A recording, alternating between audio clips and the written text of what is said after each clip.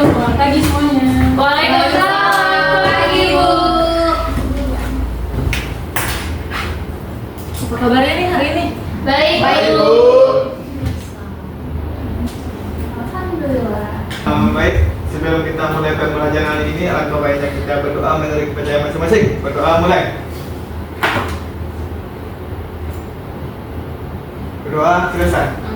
Berusaha. Assalamualaikum warahmatullahi wabarakatuh. Oke, kita absen dulu ya. Hari ini dia nggak ada? Ada Bu, Siapa tak?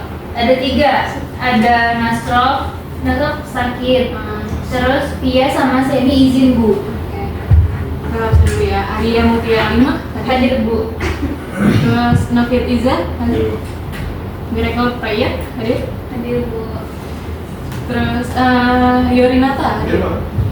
Zawa Alia. Hadir Bu. Wahyu Mandala Putra. Hadir, Bu. Oke, jadi 3 ya yang nggak hadir tadi. Nah, sekarang kita mau membahas keanekaragaman HRT. Tapi sebelumnya nih, ada yang masih ingat nggak sih pertemuan kemarin kita sudah bahas apa? Udah menjelaskan definisi Bu. Ya terus?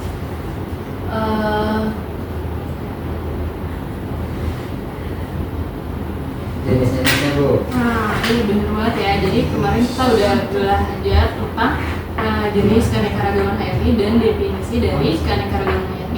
Jadi sekarang kita mau menunjukkan tentang bagaimana sih faktor penyebaran keanekaragaman HRT dan metode apa saja yang bisa dilakukan untuk melestarikan keanekaragaman HRT. Oke, sebelum itu Ibu mau nanya nih, Alia, coba keanekaragaman HRT itu apa sih? Oke Bu, jadi keanekaragaman hayati itu adalah keberagaman makhluk hidup kayak hewan dan tumbuhan gitu Bu. Oh iya, benar banget ya. Jadi keanekaragaman hayati itu adalah keberagaman makhluk hidup yang bisa kita lihat ciri-cirinya berdasarkan observasi. Oke, karena kita hari ini akan membahas faktor persebarannya dan metode persebarannya, kita tonton dulu nih video tentang faktor persebarannya ya. Baik Bu.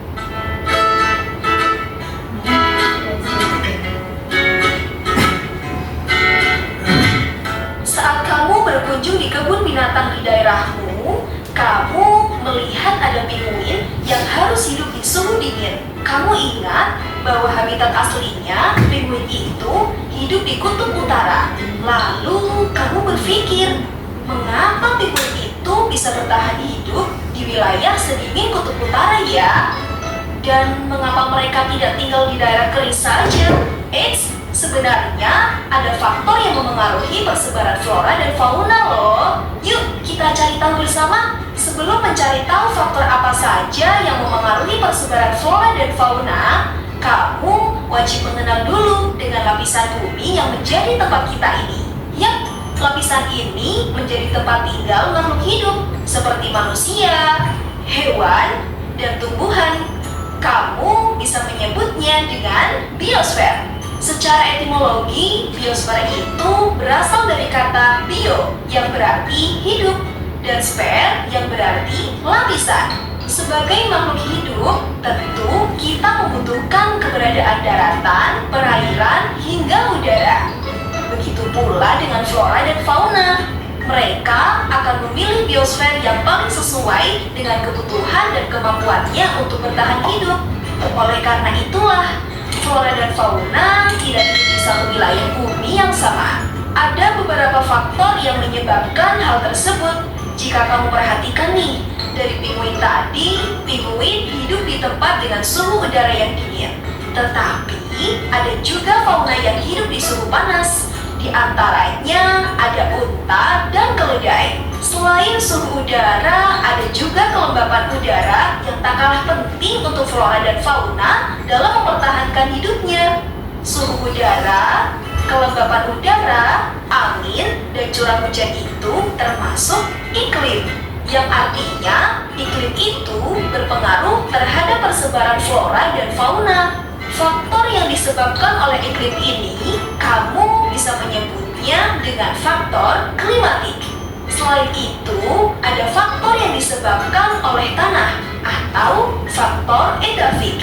Seperti yang kamu ketahui, tanah merupakan media utama tumbuhnya flora. Flora juga bisa memilih nih tanah mana yang tepat untuk dia tumbuh. Dikarenakan flora itu memiliki beberapa kebutuhan untuk membantu pertumbuhannya, seperti humus, unsur hara, kandungan air dan kandungan udara di dalam tanah. Sedangkan untuk fauna akan menjadi pemangsa dari flora, sehingga fauna akan memilih tempat tinggal yang sesuai dengan kebutuhan makanannya. Oh iya, kamu pernah lihat perkebunan teh? Perkebunan teh itu hanya bisa kamu jumpai di daerah dataran tinggi, bukan? Dari sini, kamu bisa menyimpulkan jika bentuk permukaan bumi juga dapat mempengaruhi. Faktor tersebut bisa kamu sebut dengan faktor fisiografi. Kamu lihat ada cacing yang hidup di tanah itu, keberadaannya akan membantu proses penyuburan tanah dari flora yang hidup di sana. Nah, dari contoh itu, kamu bisa tahu jika makhluk hidup itu juga bisa menjadi faktor persebaran flora dan fauna. Faktor yang disebabkan oleh makhluk hidup inilah yang biasa disebut dengan faktor biotik. Oke, sudah paham ya sekarang tentang biosfer dan faktor-faktor yang mempengaruhi persebaran flora dan fauna? Semoga bermanfaat ya. Sampai jumpa.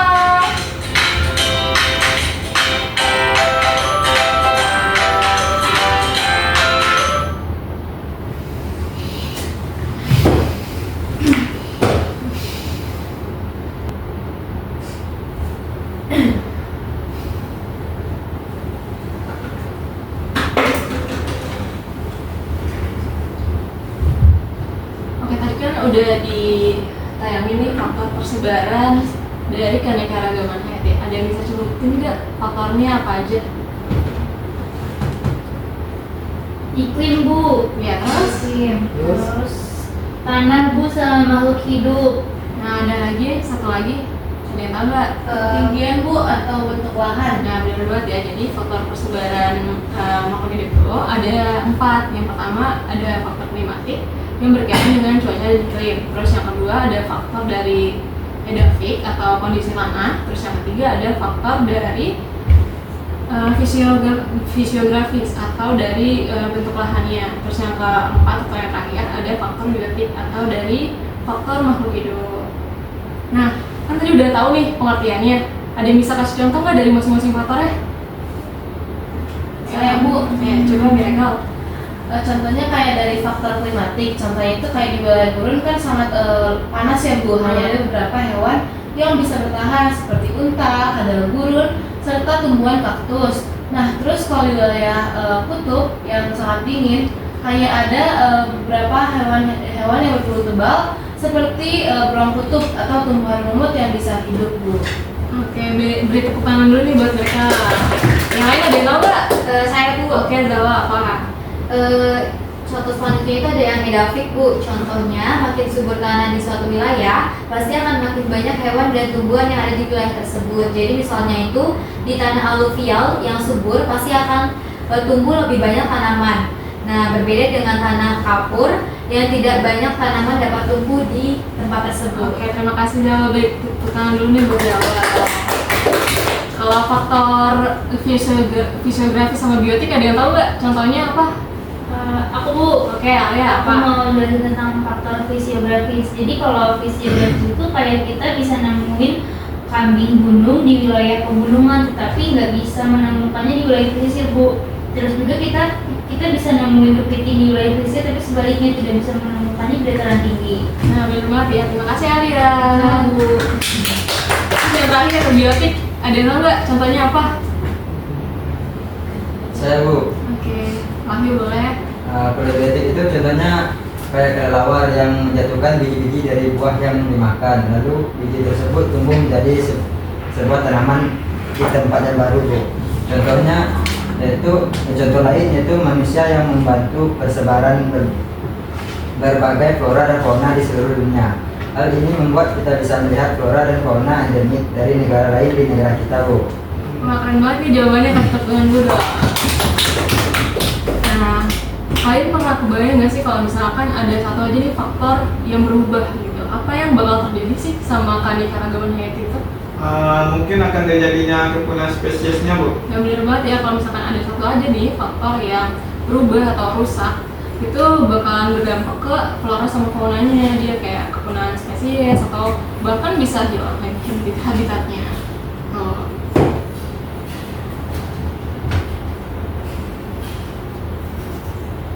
Dan sekarang kita masuk ke metode pelestarian. Ada yang tahu nggak sih jenis metode pelestarian itu apa aja?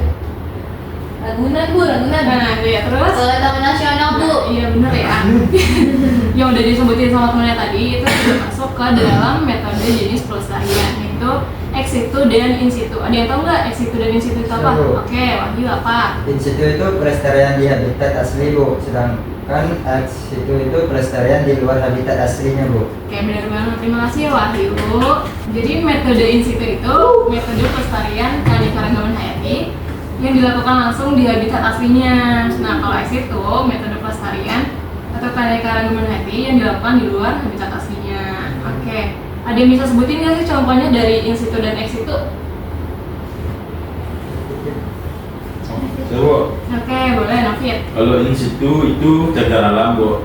Taman nasional sama suaka marga satwa, Bu. Nah, kalau ex situ kebun raya dan kebun binatang sama taman safari, Bu. Oke, terima kasih nih Nafid udah nyebutin contoh dari in situ dan ex situ. Sekarang materi pada hari ini udah kita bahas ya, dari faktor sama metodenya.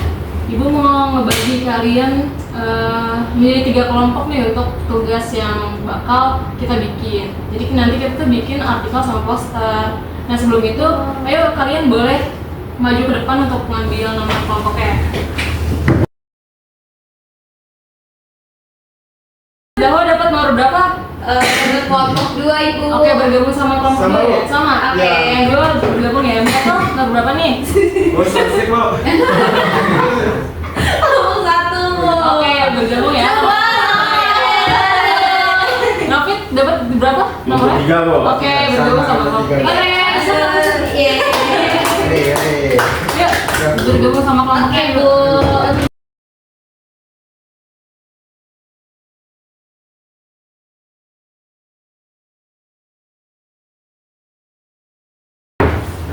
Dah Bu, ini udah pada duduk berkelompokan ya? Sudah Bu. Sudah Bu. Jadi ibu mau bagi materinya nih kayak apa masalah-masalahnya yang akan kalian angkat. Jadi kelompok 1 itu dapat tentang deforestasi ya. Iya Bu. Oke Bu. Terus kelompok 2 perburuan liar. Oke Bu. Nah kelompok 3 itu tentang perubahan iklim ya. Siap, Bu. Coba. Ibu kasih waktu 7 menit untuk kalian mencari rumusan masalah dari setiap kasus yang ibu kasih tadi ya. Oke Bu. Oke Bu.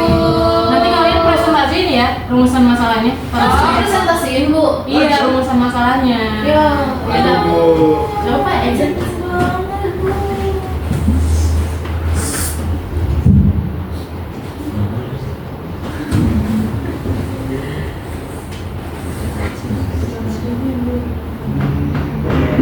Oke.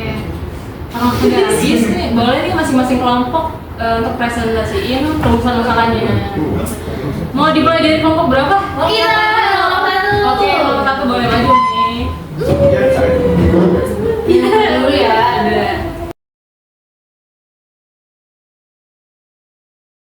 Oke, boleh kelompok 1 dimulai. Oke, selamat pagi Ibu dan teman-teman semua. Pagi, Bu. Kami dari kelompok 1 ingin mempresentasikan hasil diskusi kami terkait rumusan masalah kasus deforestasi di Pulau Sumatera dan Kalimantan. Nah, sebelum kita presentasi, kenalan dulu kali ya. Nama aku Miracle dan teman aku Alia. Kita berdua akan mengambil kasus deforestasi. Nah, lanjut Alia. Jadi yang akan kita bahas ini apa aja sih penyebab terjadinya deforestasi di Pulau Sumatera dan Kalimantan? Lalu apa dampak dari adanya deforestasi itu? Lalu apa solusi yang dapat diambil untuk mengatasi deforestasi? Nah, mungkin sekalian Sekian. Nah, mungkin sekian dari kelompok kami. Terima kasih semuanya. Selamat. Waalaikumsalam. Bagus sekali ya. Ini kelompok 1 udah bener ya rumusan masalahnya, udah ada faktornya, terus penyebab sama solusi yang harus dikasih gitu untuk mengatasi deforestasi ini. Oke, lanjut kelompok 2 boleh? Gue izin minum ya, Bu. Baik, assalamualaikum warahmatullahi wabarakatuh. Waalaikumsalam warahmatullahi wabarakatuh. Sebelum kami mulai presentasi dari kami, alangkah baiknya kita memperkenalkan diri terlebih dahulu, yaitu saya Yorinaka dan rekan saya Zahwa Alia. Jadi kami dari kelompok 2 yang akan kita bahas itu mengenai perburuan liar di Riau. Jadi hewan apa aja sih yang menjadi target perburuan liar, terus apa dampak dari perburuan liar itu, sama apa solusi yang dapat diambil untuk mengatasi perburuan liar tersebut. Oke, terima kasih kelompok 2. Kelompok 2. Oke, lanjut kelompok 3 boleh maju.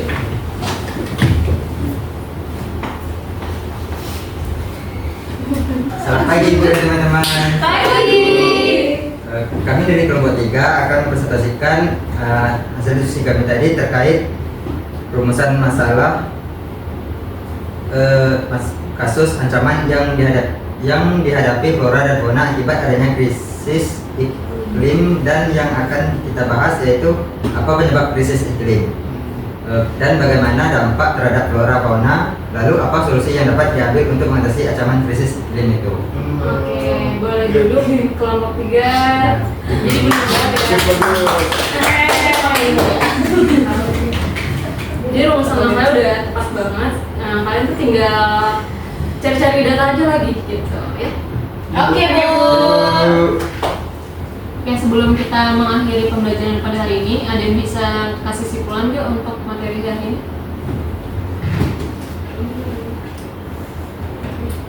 Saya, Bu. Oke, Saya mau boleh. kasih kesimpulan. Jadi kesimpulan pembelajaran hari ini yaitu adanya faktor persebaran itu ada 4, Bu. Ada yang karena iklim, karena kondisi tanah, karena bentuk wilayahnya, dan karena makhluk hidup, Bu. Oke, kesimpulan hari ini sudah benar ya. Boleh tepuk tangan dulu kita lihat. Ada lagi nggak yang lain mau kasih simpulan? Saya, Bu. Siapa nih jadinya? Boleh, itu ya. Ya, Minto boleh. Oke. Jadi metode pelestarian dari keanekaragaman hayati itu ada ex situ dan in situ, Bu. Di mana adanya pelestarian ini mencegah kepunaan spesies dan kehilangan habitat. Oke, kesimpulan itu udah benar semua ya. Jadi kita sudah belajar ya pada hari ini bahwa faktor persebarannya itu dipengaruhi oleh iklim, geografis, dan aktivitas manusia. Terus pelestarian dilakukan untuk melindungi spesies dan memastikan keberlangsungan hidup manusia. Pelestarian ini bisa dilakukan melalui konservasi, terus edukasi, regulasi. Oke, paham semuanya? Paham, Ibu. Ada yang mau bertanya? Sudah ada Cukup, Bu. Oke, ibu cukupkan ya. Oke, Ibu. Materi pada hari yang sudah selesai, terus semuanya sudah presentasi juga. Ibu mau bilang kalau minggu depan tuh kalian mencari data ya untuk melengkapi informasi yang bakal kalian taruh di artikel maupun poster. Oke, kalian bisa cari data sebanyak-banyaknya, baik dari Google, dari jurnal, terus dari media sosial juga boleh. Oke, Bu. Untuk mengakhiri pembelajaran pada hari ini, mari kita tutup dengan doa. Semoga pembelajaran pada hari ini membawa manfaat untuk kita semua. Amin. Doa, berdoa selesai. Assalamualaikum warahmatullahi wabarakatuh. Ibu pamit ya. Oke, Bu.